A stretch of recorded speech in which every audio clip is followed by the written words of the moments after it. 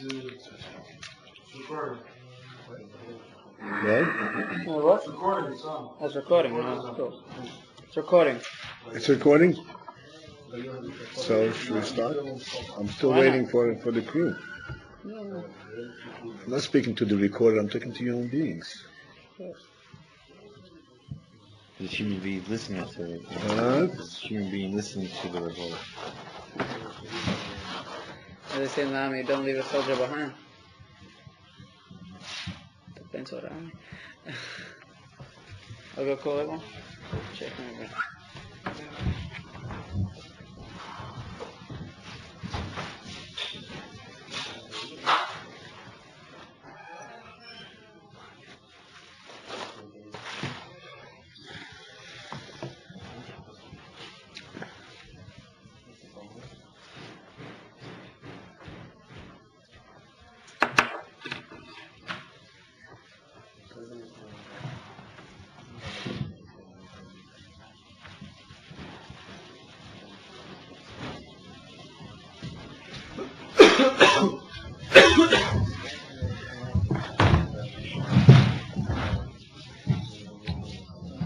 Okay, go. What do you think?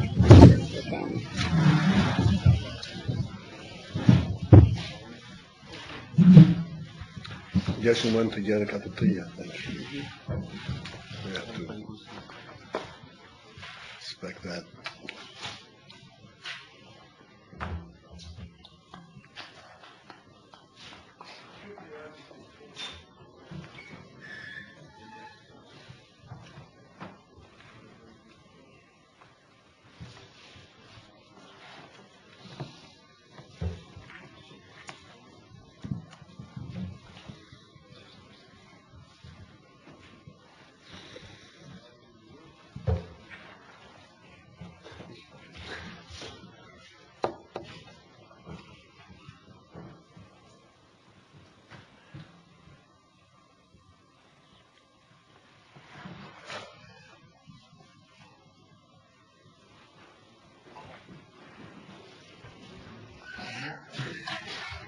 Thank you.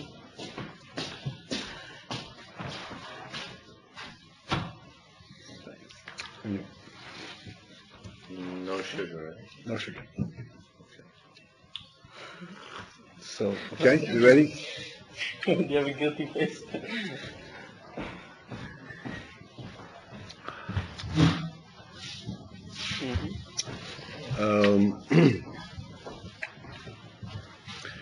All right.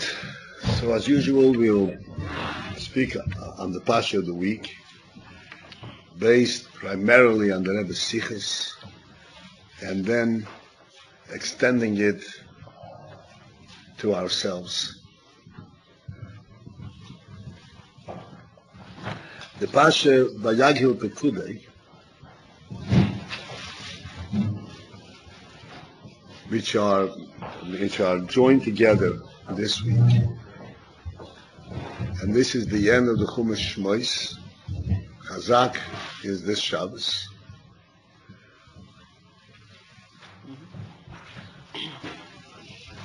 Vayakhell Pekuday, these two Pashiyos, in content, everybody knows what content is? Contains. What it contains. Summary. Is correspond almost exactly to two earlier Pashiyos, Trumo and Tetzaveh. We have room over here. Whose please is stronger, mine or yours? Oh. Monica woke up. Come.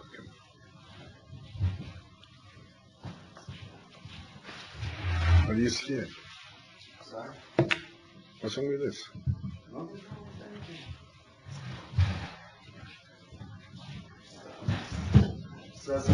Face to face. That's the real contact. What? I'm sorry? What'd you say? He said I'm obsessed, OCD, Yeah. so I have that disease. Nah. Yeah, it's funny. You sit face to face to me and you'll get rid of it. I don't want to get rid of it.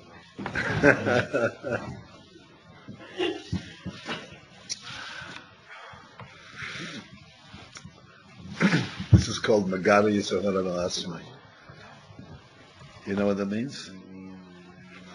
No? No. On Yom Kippur we say all the Al-Chetz. The Al-Chet, it's actually 44 different Al-Chets, twice the Aleph base. No, Rosh we don't say it, on Yom Kippur. Yom Kippur we say it in every tefillah twice, 20 times. Erev Yom Kippur also. One of the Al-Chets, it goes by the Aleph base. Aleph base, Gimel Dalet. And one of them is called Al-Chet Shechaton Lefanecha B'Yetzer Hara. It means a sin with our Yetzer Hara. What kind of statement is that? Every sin is done with Yetzer Hara. Right? What does it mean? We are yes for forgiveness for the chet that we did with the Yetzer Hara. So the explanation to this is that there are Yid, basically a Yid, in the basic structure of a Yid with this neshama, and even if it is with this Yetzer Hara, even with this nafesh habahamis, there is a certain threshold where a Yid doesn't go beyond. It's not natural for him to go beyond that. And that doesn't mean only the severity of the Aveira, but the circumstance, it's not necessary. Don't go there. He doesn't have a special satisfaction from doing an Aveira, God forbid. If he fails, so he fails. But generally speaking, that's not his domain. Sometimes a person, his Yetzer Hara itself is not really drawing him to the Aveira, but for some reason, he wants the Yetzer Hara, he wants to entice the Yetzer Hara. It's called Al-Chet Shechaton Lefanecha B'Yetzer Hara. He entices the Yetzer Hara. He says, Yetzer Hara, come on, can't you get me to do it? That's not natural for a Yid, but it happens. What does entice? Arouse, enticing, So OS, that's what it is? Excuse me? That's what it is when you have OCD? No. You said that I don't want to get rid of it. I said, that's Megad Yetzer Hara. Why it's a good thing.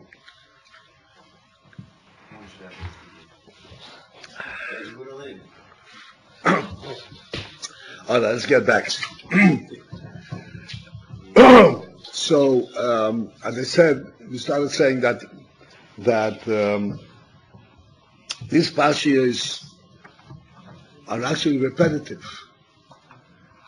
Vayakhell, Pekuday are almost entirely repetitive. Majorly repetitive from Truma and Tetzaveh.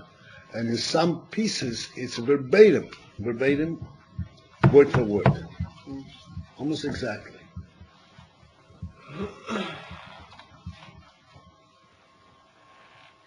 The only difference is that in Truma and Tetzaveh, the Mishkan is being described as at the point when Hashem is telling Moshe how to build the Mishkan. The Mishkan and the Kelim and everything else, and to make the garments for the Kehanim, and to inaugurate the Kehanim by doing certain korbanos, everything, and the Shem and HaMishcha, everything is described there in terms of what they should do. And Vayakhell Pekuday is the exact same thing, except this is describing how Eden actually did it. That's the whole thing, the whole difference. Vayakhell, Moshe called all Eden together, And he told them this is what you should do, and he told them about the Orin and the Mishkan and all the care and everything that needs to be done, and even went and he did it.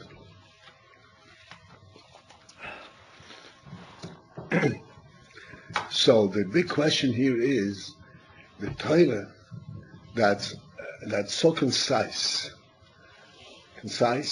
brief. Everything in the Torah, every letter in the Torah is counted. And this is the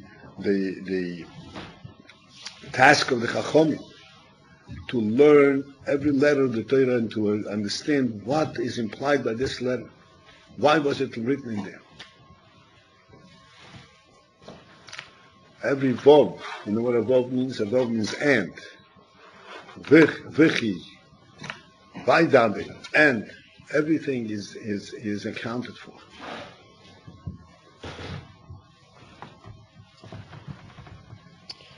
Like for instance, we know that on Shabbos, you're not allowed to do a malacha. The only malacha that's actually specified in the Torah that you should not do is fire. Is fire in today's parsha. Every other malacha is not mentioned in the Torah. We know that there are 39 malachas that you're not allowed to do. Basic malachas, not the derivatives. But basic malachas, primary malachas, is 39. Those 39 are not written in the Torah? They're not written explicitly in the Torah. So why are they like the top show, that all the muktzah stuff come out of them? Why are they the main ones? So they're not mentioned in the Torah, but we learn it out by certain close proximity. Like the Torah says, how do we learn not 39 malachas?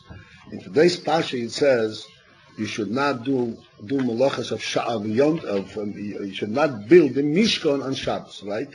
That's what Rashi explains. The reason that Shabbos is mentioned in the beginning is to tell you that even though I'm going to tell you to build the Mishkan, but Shabbos should be excluded, should not be built.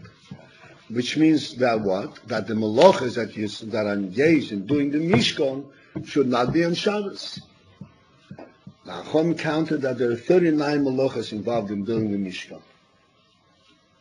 As a result of that, we learned the 39 malachas are also on Shabbos. Well, isn't there like plowing and stuff like that? That's right, the plowing. Because in order to produce flour, you have to plow the field, you have to seed it, you have to reap it and all that.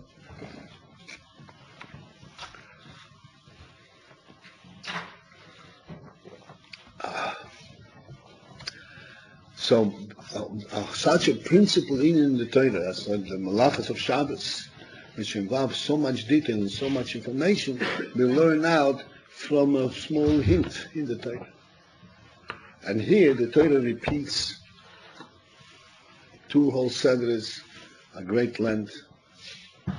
Clearly the question is very profound. It's really, it needs a clear explanation. What's involved in here?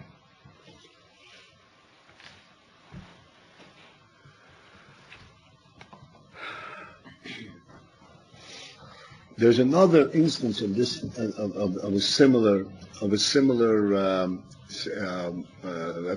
phenomenon. Later on, in Pashas Bamidbar, in Nosei, you will learn that when the Mishkan was first inaugurated, all the Nisim brought korbanos. Every one of the Nisim, 12 Nisim.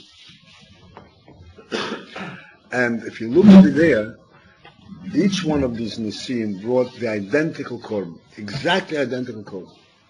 And it's related in the Torah word for word exactly the same way. The only difference is the name of the Nasi and the Shevet that he represents. And this is repeated in the Torah word for word 12 times. That also is a tremendous question. All the Torah had to say, Yehuda brought this korban like this, and then be followed by all of the other Nisim. They did exactly the same thing. That's all we needed. We will not be lacking any information.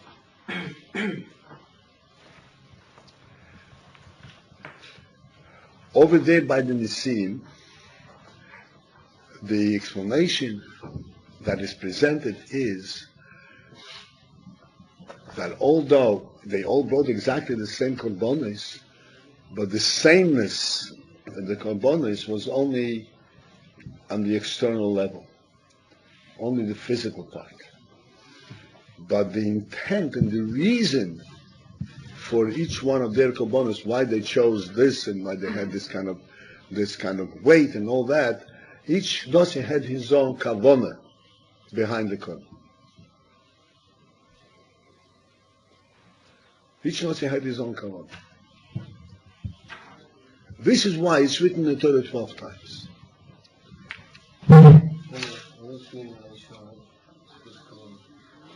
Different kavanah, different intent, different reason. So they accomplish like different things? Right. Let me explain, give you a little background and explain to you the thing.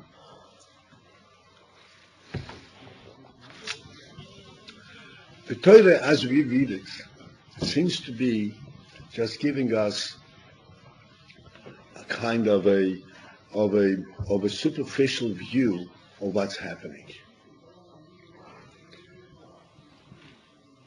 But just as in a human being in this case can be used as a motion. Actually, the Torah is much more profound than the human being, but nevertheless, we can use the analogy of a human being. When you see a person walking in the street, he is going from point A to point B, he's going someplace. When you see him walking, you're not going to say he is a walker. You're going to say he's going someplace. He's doing something. Because everything that a person does is not merely involve his limbs, his feet and his hands, not even his mouth.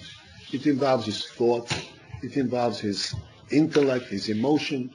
And it goes even deeper than that. It involves his will, the nefesh. Everything is rooted in the nefesh order. When a person does something, the most deepest aspect of the person is some way, in a very subtle way, involved.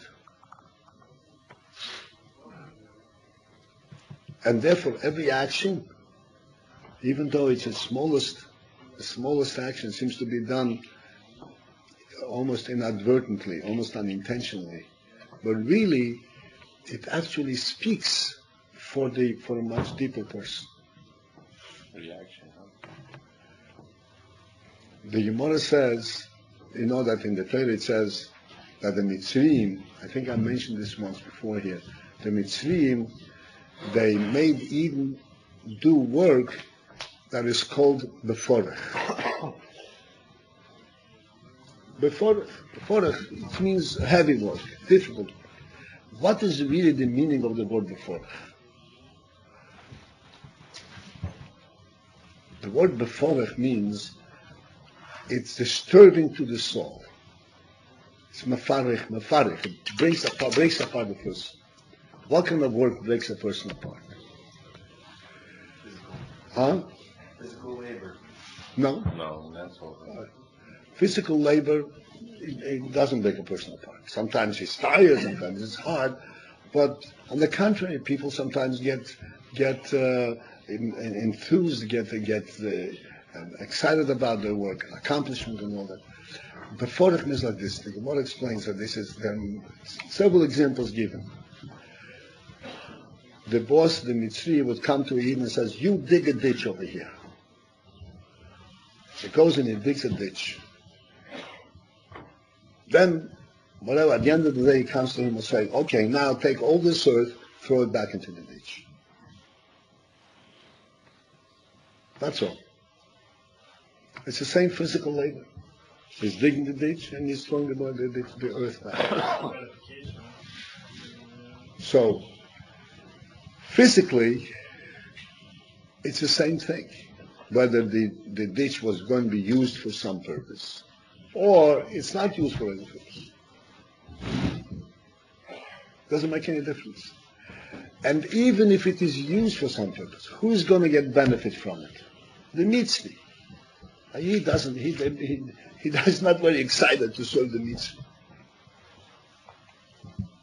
Nevertheless, even though it's going to be used by the mitzvah, it's going to benefit the mitzvah. So still, as long as his labor has some significance, he has the satisfaction that he has accomplished something with his sweat. But when he tells him, now throw the earth back, this breaks his whole spirit. It's called Meforach. It breaks his whole spirit. What this means is that the whole person, a person that consists of a neshama, a soul, an intellect, an emotion, a thought, speech, and deed, a whole structure, the whole person is reduced to the plow, to the moving earth. Nothing else. The whole person is like a mechanical plow.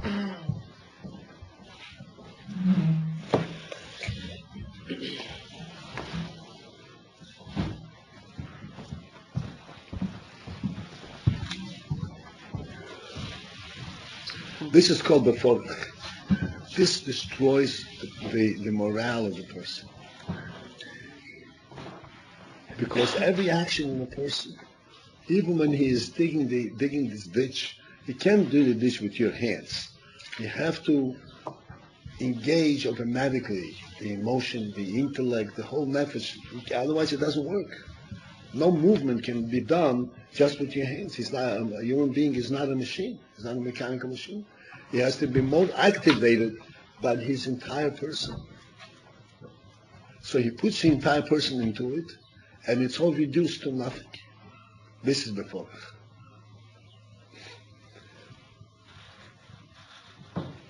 So this illustrates to us a simple principle that when you say a person did something, you're not only talking about a certain action. He picked up the cup, put it down the cup. Superficially, he just picked up the cup and put it on the cup. But in reality, there is much more involved in this picking it up and putting it down. There's thought and there's intent and there is a reason, a whole insight, a whole person, sometimes deeper, sometimes more superficial, but still the whole person is involved in every action. What's superficial? Superficial. But the word superficial? External. Just appearance.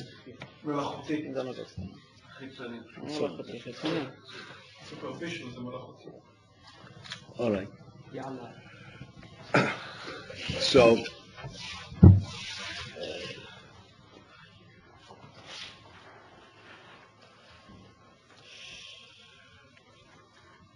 So that even in the human being, when you say human being says something or did something, it automatically represents a whole process that began from the innermost part of the person. Let us think about this a little bit. A human being is entirely self-activating.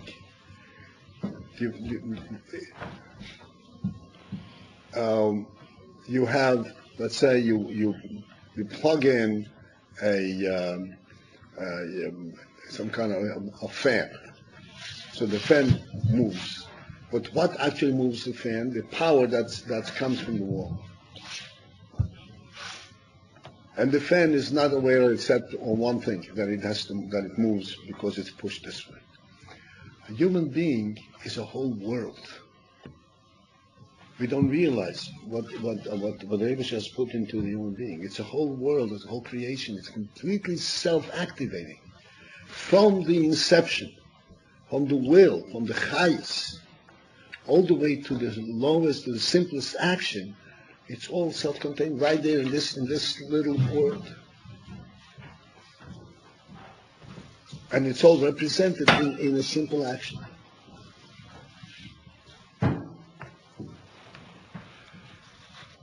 Now, this gives us an insight and understanding when we speak about the Torah. Actually, there's a pasuk that says, "Zois haTorah Adam ki yomus bo'eyel." It's later on. You will in the pasuk. So there's a drasha that says, "Zois haTorah Adam."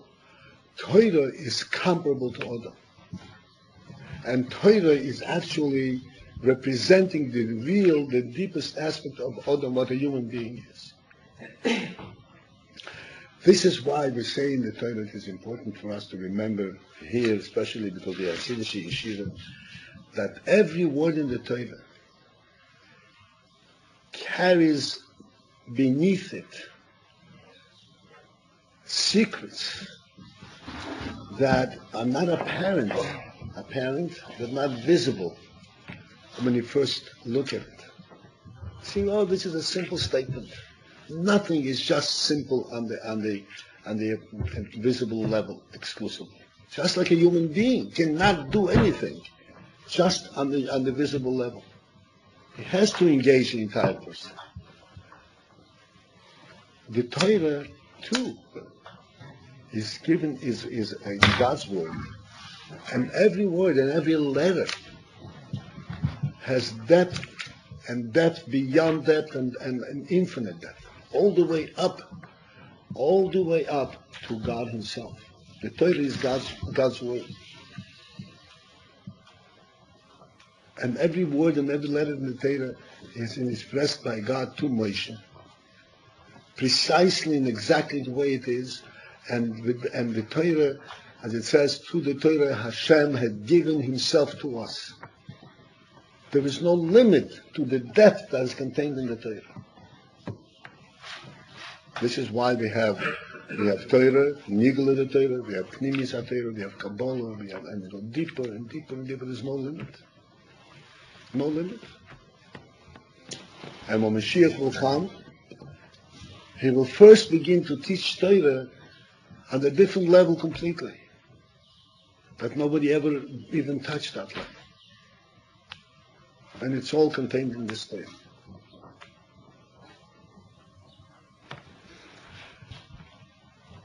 Now, when we come back, I said before about the Nisim. The Nisim brought korbanos. He brought identical korbanos, exactly. And the Torah expresses it exactly the same words. But in each one of these little parshiyos of the Korban de Nosi, each word of each Nosi has totally different depth and implications, each one is different. Each Nosi has a different spirit, represents a different aspect of Avodas Hashem, of serving God, and therefore his Korban is entirely different than every other Nosi.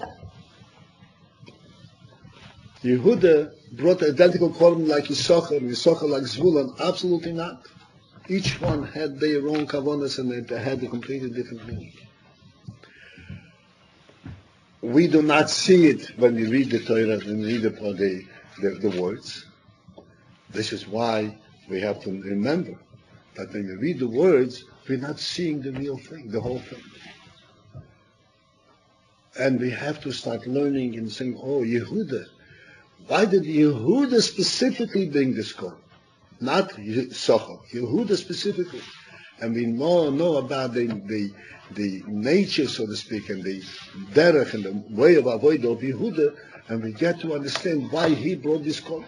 Then we go to Yisachar, and he has a completely different derech and avodah, and his korbanos mean something different.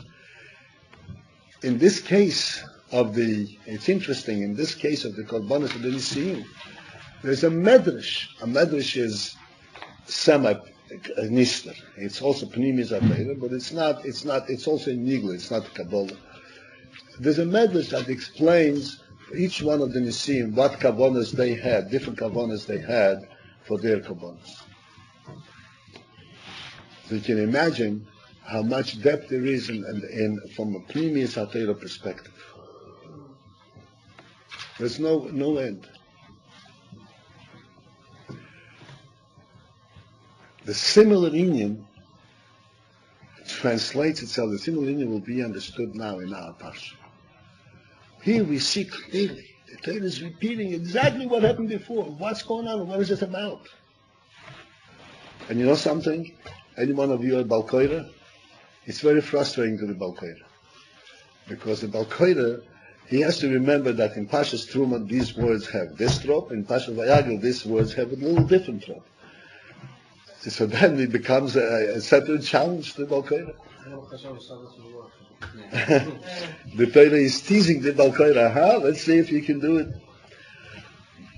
What's behind this?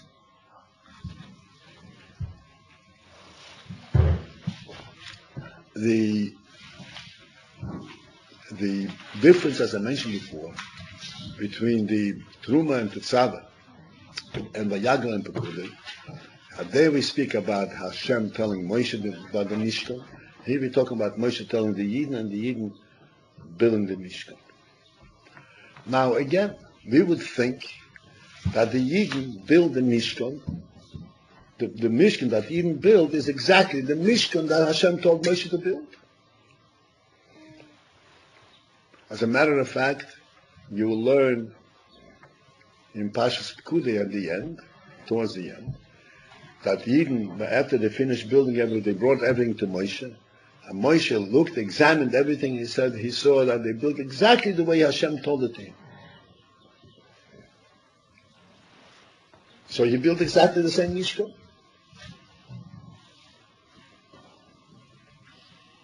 Why is it repeated again?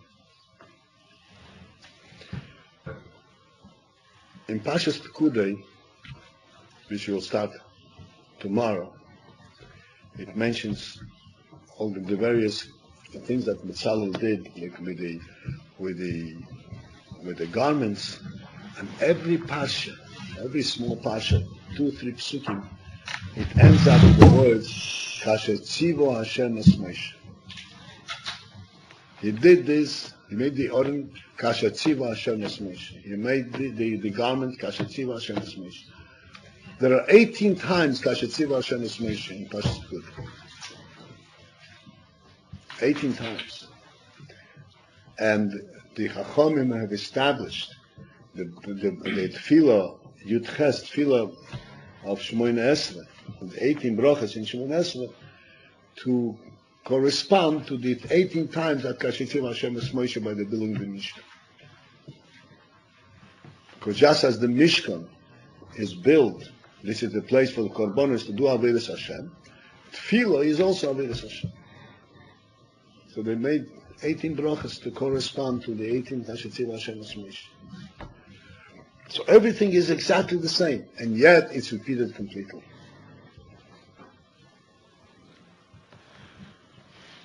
Which tells us, as I said, this is all based on Rebbe Sichos, so I don't have to mention it all the time. Basically, it's in Rebbe Sichos. Which tells us that, yes, indeed, this is something Hashem told Moshe, and Moshe repeated to the Yidden, but they're 2 entirely different words. What Hashem told Moshe, and he spoke about gold and silver, and that they should build it this way, build it this way. This was gold and silver of a higher world, of Atzilus, of a higher world, of a Ruchnizik significance of gold and silver. This was Moshe Rabbeinu learning directly from Hashem on Har Sinai. Where does gold and silver come in there? What's gold and silver? The physical gold and silver, it's insignificant. And Moshe came down from the mountain, and he told the Yidden to build a Mishkan. Then it became physical gold and silver. It became a completely different Mishkan. A completely different Mishkan. A Mishkan that's built here by a simple Yidden. As a matter of fact, you already learned that who are the 2 main people that were selected by Hashem to build the Mishkan, the overseers, the managers.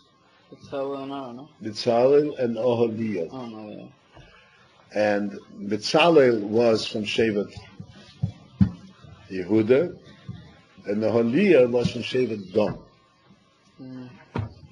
And what is the point to make this point from Shevet Yehuda and Shevet Dan? It says that Shevet Yehuda is the highest of all the Shvatim. In terms of Avodas Hashem, they were the highest. That's why Shevet Yehuda, the Malachim, David HaMelech is from Shevet Yehuda.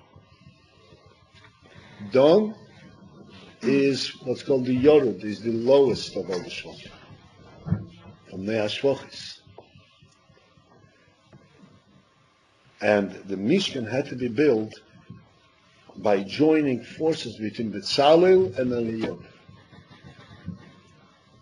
Not just Betzalel, it had to include the highest and the lowest, because it had to be built right here in the physical world by Yidden on the simplest level.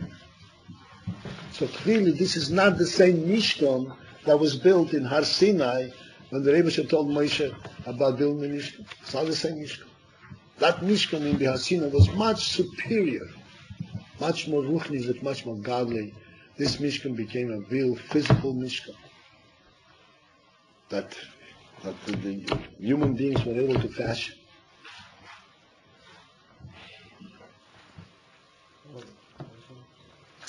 What's the connection between the Nisim and the Sansa? Nisim like And the what? The Nisim and? Nisim we bring the Nisim to answer our question why it's Trumat Tzal, it's repeated by... just to point out, just as by the Kabbalah and Nisim, the repetition is teaching us that each Nasi had a different Kabbalah, this Kabbalah represented something different. Same thing, the repetition over here is to teach us that this Mishkan and that Mishkan are not the same. What's repetition? Even repetition is Hazorah, repeating it second time.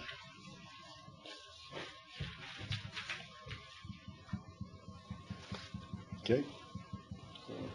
When in Pashut Trumat Tzal, what does it mean?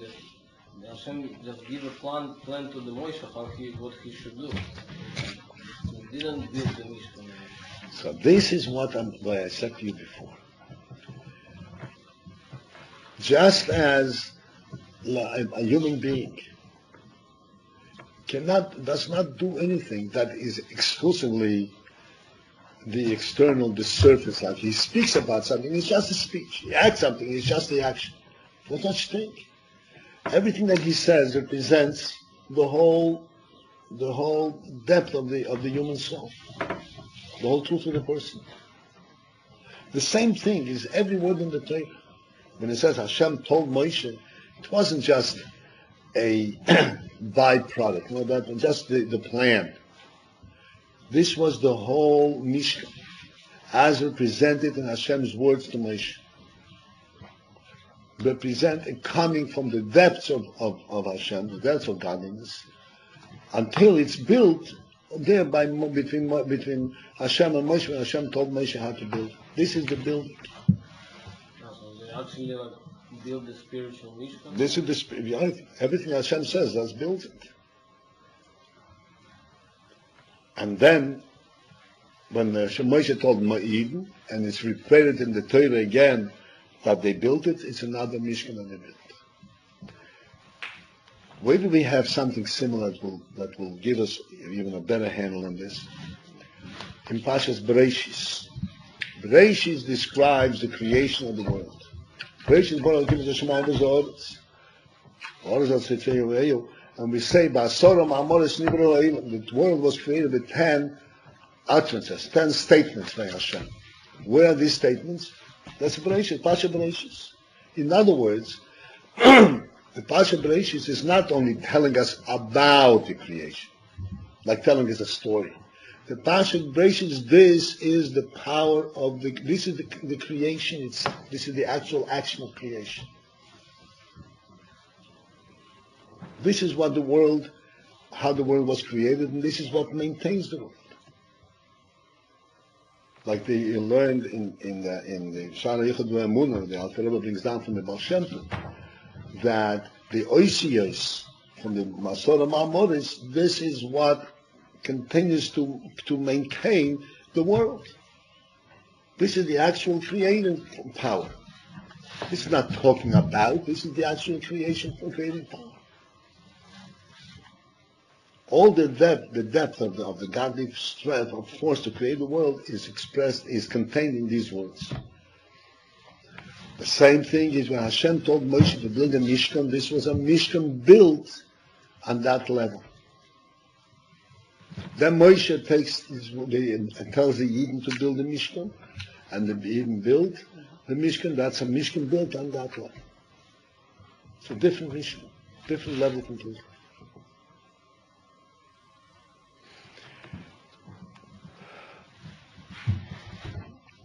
The ramification, the implication of this, what does this mean?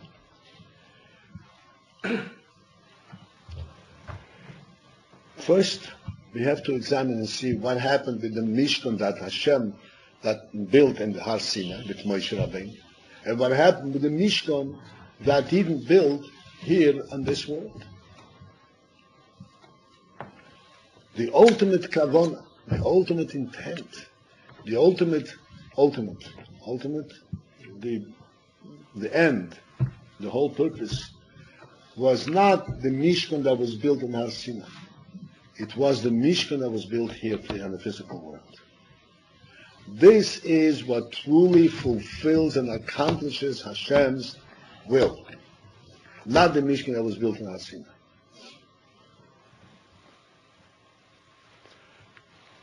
But there is a practical, very practical and meaningful lesson to us in this. When the Yidden were given the instruction to build the Mishkan,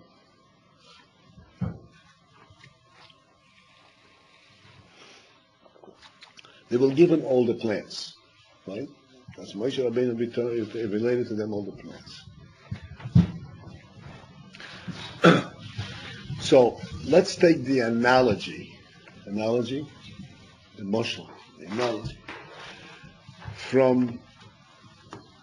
from a plan in the physical world. An engineer designs a plan for the house.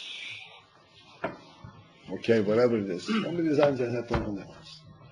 And then you get all the material, the wood and the bricks and the mortar and everything else, and workers put the house together. Okay? So there are three different stages over here. There is the plan. There is the person, the worker who puts it together. And there's the finished product. After the house is standing. The worker that's putting together the house, he does not even know in real terms what he is doing. The engineer gives you a plan and says, over here, lay out this length of bricks. And lays out the bricks. And another worker is told, lay out over here, lay out bricks. And then they do their little thing. They're not really involved, so to speak, in the overall plan. They're not really creating anything. It's the engineer that's supervising and creating the whole thing. But then at the end, what happens? You have a finished product, you have a house. All of a sudden, wow, look what happened to me, look what was built up here. It becomes so overwhelming and so impressive, even to the engineer who envisioned it. He says, wow, it's really there. Actually, it's an architect. Excuse me? It's an architect. An architect. An architect makes the plan, an engineer puts it together.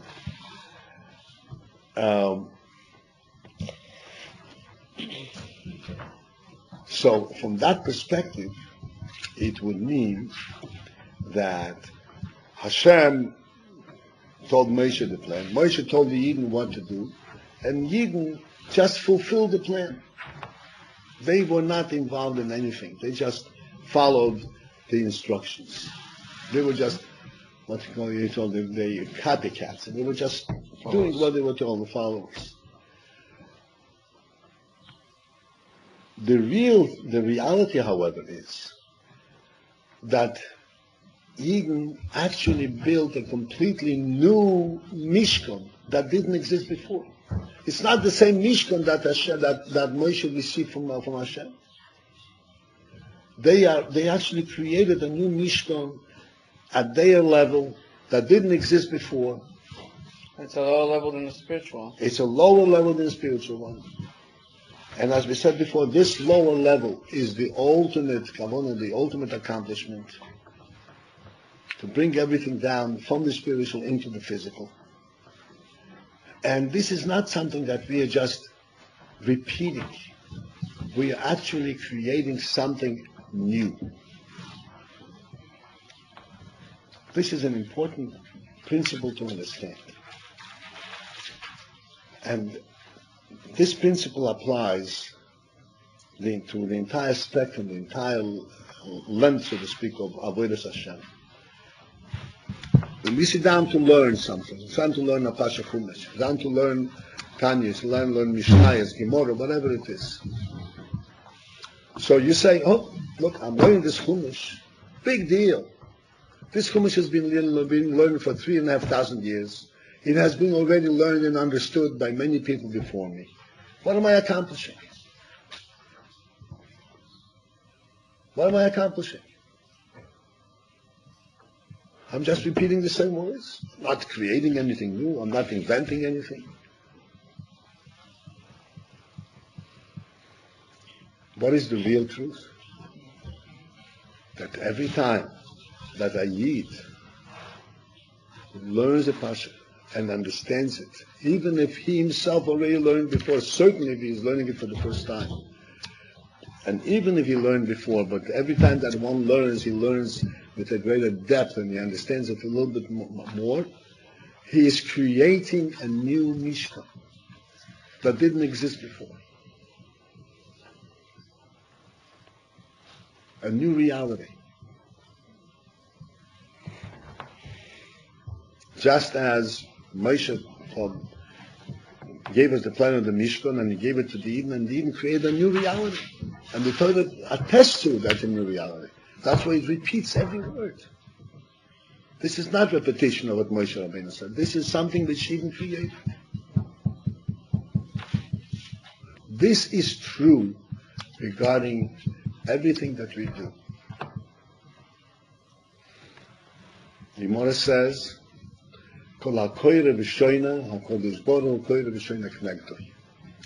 every time that a Yid sits and learns,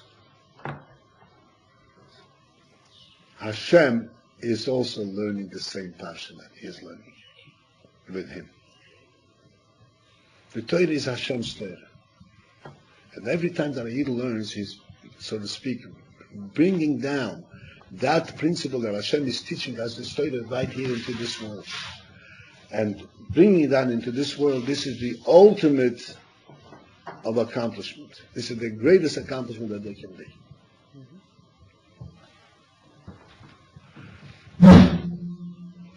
There's a story, which I think some years back I told you, I'll repeat it again, which is significant here.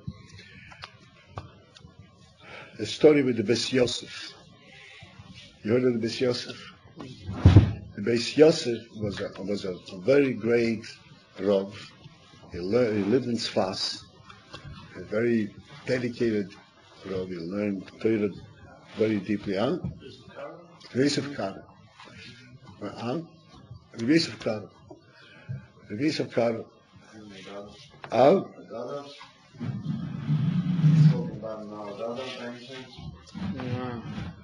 The Haggadah is not mentioned in the Haggadah. Rabbi Karo, I mean, there are many things. He wrote the Pirush Tanakh. There's all kinds of things. The primary thing of the Rabbi Karo is the Shulchan Aruch. The first Shulchan Aruch was written by Rabbi Karo. But I mentioned the Beis Yosef. This is Rabbi Karo's commentary on the Rambam. On the Rambam, if you open up the big Rambam, there are two commentaries on the two sides. One is the Magid and one is the Beis Yosef. Throughout the entire Rambam.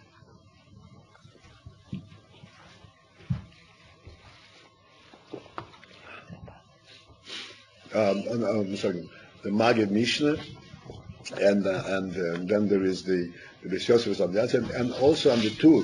The big Pirush of Beis Yosef is on the Tur, and from that he took out summaries and made Shulchan Aruch from that. A tremendous amount of work. So the story is that the Beis Yosef was once sitting and learning, and he was learning a certain Gemara and a certain Tosfos, and he had a difficulty in the Tosfos, a kasha in the Tosfos, and he was stuck.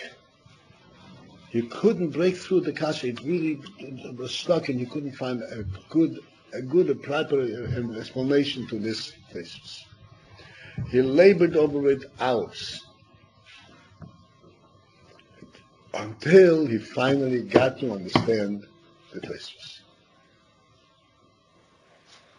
As an aside, I just want to mention to you, to realize, the Beis Yosef, who was this great, great scholar, a genius scholar who had learned for many, many years, and he knew the whole Torah. When he was learning the Tosfos and he had the difficulty in the Tosfos, never did it occur to him that Tosfos didn't know what it was talking about. Takash, how can you say this? He knew clearly, regardless of how staggering the kasha is, that he has to find the answer, that there is an answer, an explanation. And he worked very hard and hours until finally he got to the answer. He got to an explanation of Tosfos. And then he went into the Medrash. And in the Medrash were many scholars sitting and learning. And he's passing by the Medrash and he sees that two young men are learning the same Gemara and the same Tosfos. They're learning the same Tosfos. So you start to listen how they're going to learn the Tosfos, how they're going to explain the Tosfos. You listen to them, and lo and behold, they're going through the Tosfos as smooth as water, without any hitch, and they explain the Tosfos exactly how the Beis Yosef explained the Tosfos after hours and hours of labor. They went straight to it. Okay, fine, he doesn't begrudge them, he's not angry, but still he was taken aback. What's going on over here?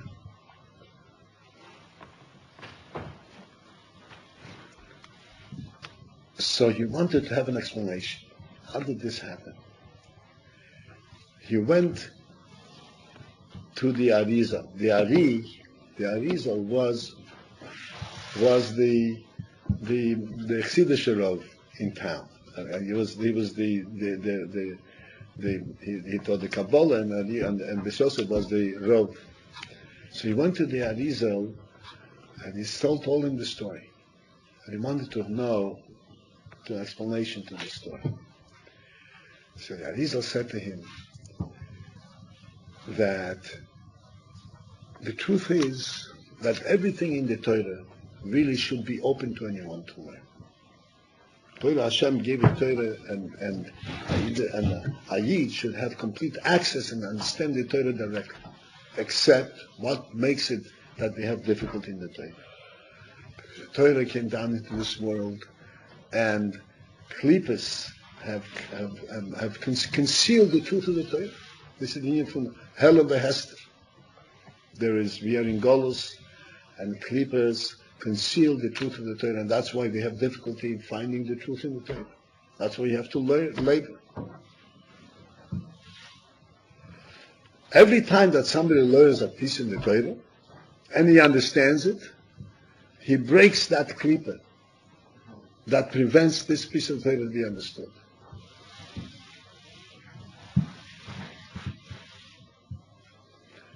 This Tosfos was concealed behind a very tough, so to speak, shell. And you labored over it, and you broke through it, and you revealed it. You brought it into revelation. Once you brought it into revelation, so those other young men in this Medrash were able to learn it without any obstacles. You removed all the obstacles. Now, one that you should understand. Now, let's understand this. The Beis Yosef, in the time of Beis Yosef, there was an obstacle to learn the Tosfos. And the Beis Yosef had to break through this time. But who wrote the Tosfos? The Tosfos was written about 400 years before the Beis Yosef. And when the Tosfos wrote it, they knew what they were saying. So why all of a sudden by them it was an open book, and now it became a sealed book, a closed book, and you have to labor for it? The answer is that as time goes on, the world descends lower and lower. And every time we have to learn Torah, we have to learn Torah to understand it at our level. Yes, of course, at the level of Rashi and the Rambam and the Tosfos and the level of the Tanoim and Amiroim, this which the Tanoim and Amiroim understood without any commentary, to us is a sealed book. We need the Rashi and Tosfos and more to explain to us what the Tana says.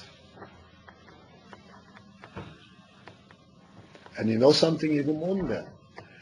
The people that received the Torah in the desert, in the Midbar, they received the Torah Shebiksav.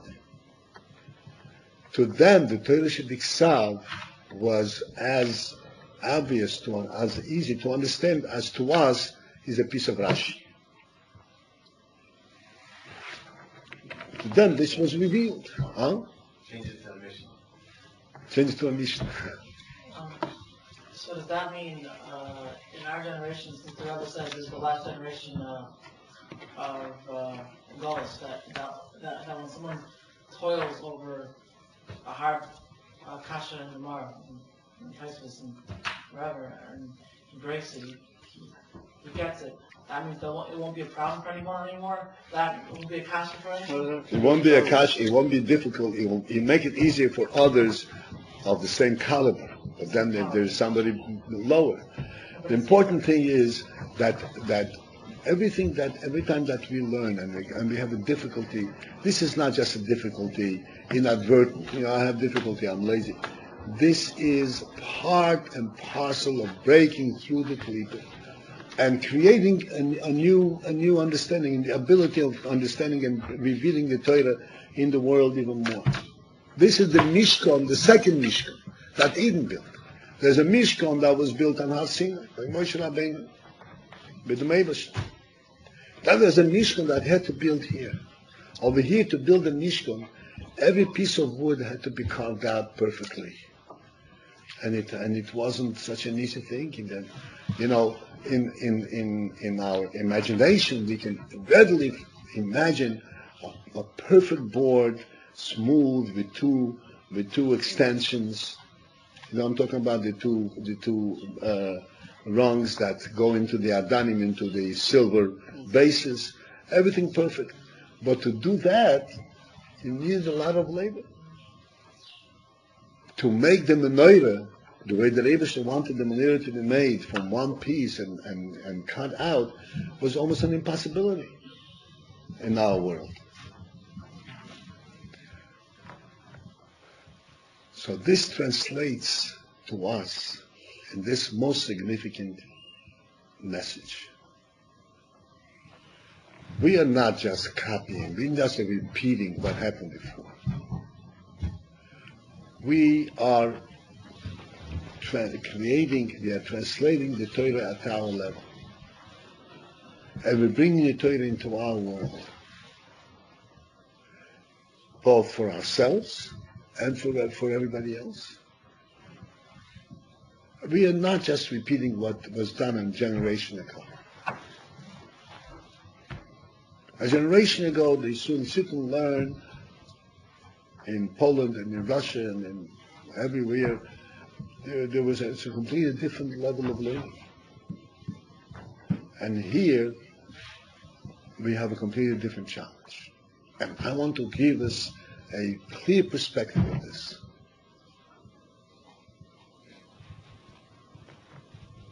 Especially here in this issue.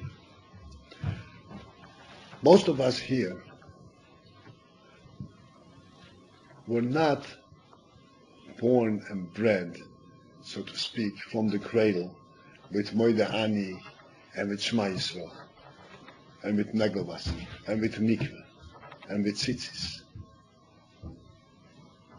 We were first exposed to the world, first exposed to the secular world. And not only secular world, but secular thought, secular ideas. We saw the world from a completely different perspective. We never thought that God created the world. Who God created the world? The world was created itself.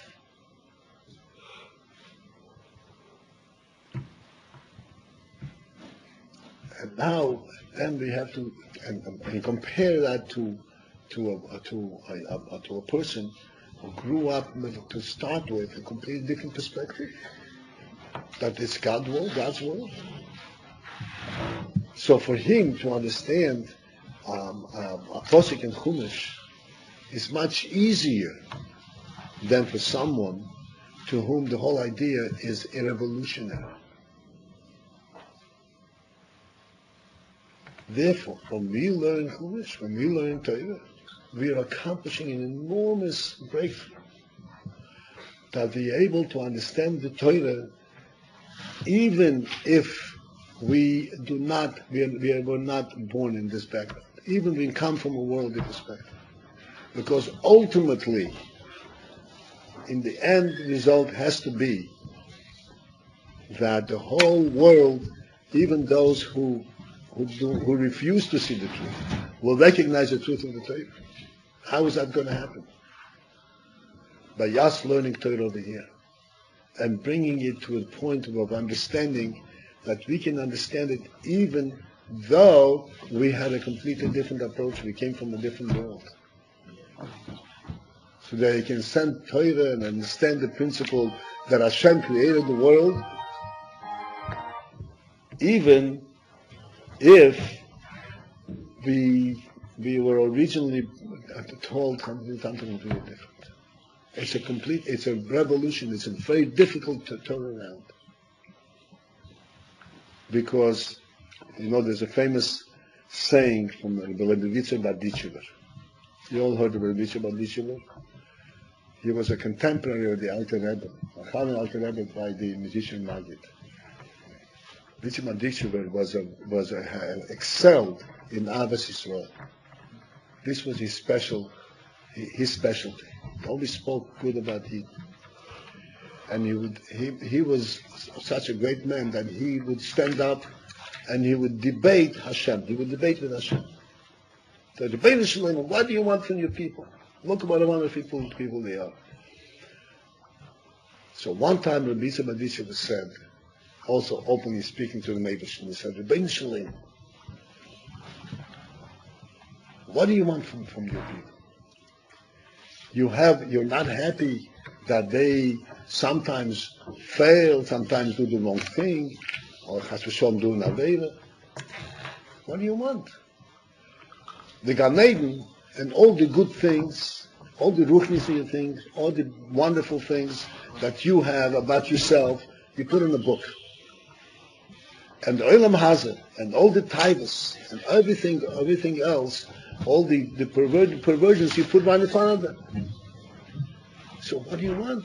I want you should test them the opposite way.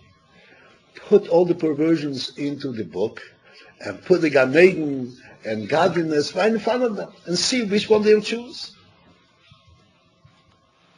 That will be a fair test.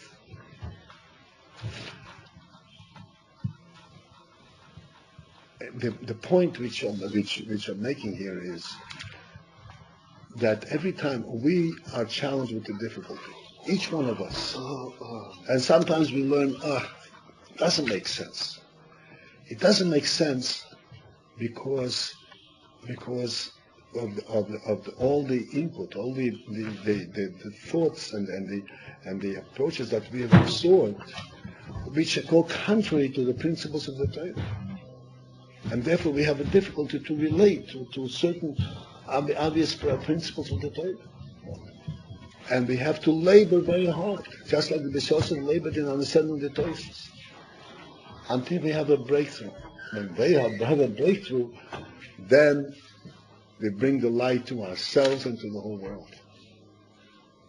It's a real accomplishment.